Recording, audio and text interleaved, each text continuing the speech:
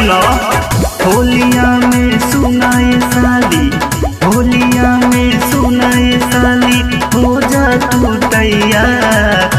आज रंगब तोहर चोली और सूट सलवार, आज रंगब तोहर चोली और सूट सलवार। होली है, होली है।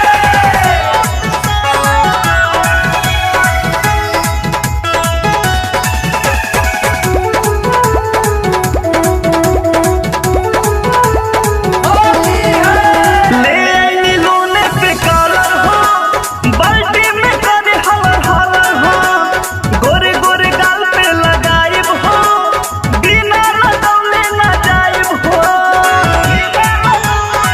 लगवाला ना।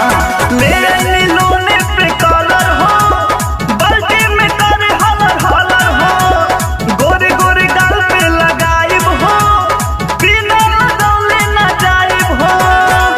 बंद करके केवाड़ी साली, बंद करके केवाड़ी साली, हो जाई हना फरार। आज रंगब तोहर चोली और सूट सलवार, आज रंगब तोहर चोली और सूट सलवार।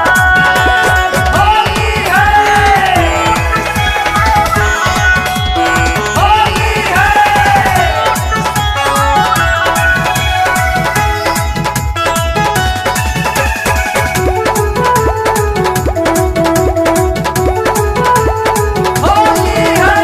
कैके अन्नी तैयारी हो, लइके बड़ा पिचकारी हो, तोहरा दीदी के देवर बानी हो, नाही तू करारा नकानी हो।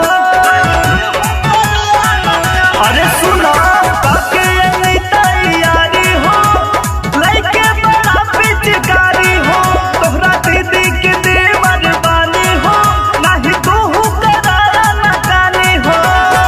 राहुल कृष्ण बयारी अइले, राहुल कृष्ण बयारी अइले, भैया के ससुरार।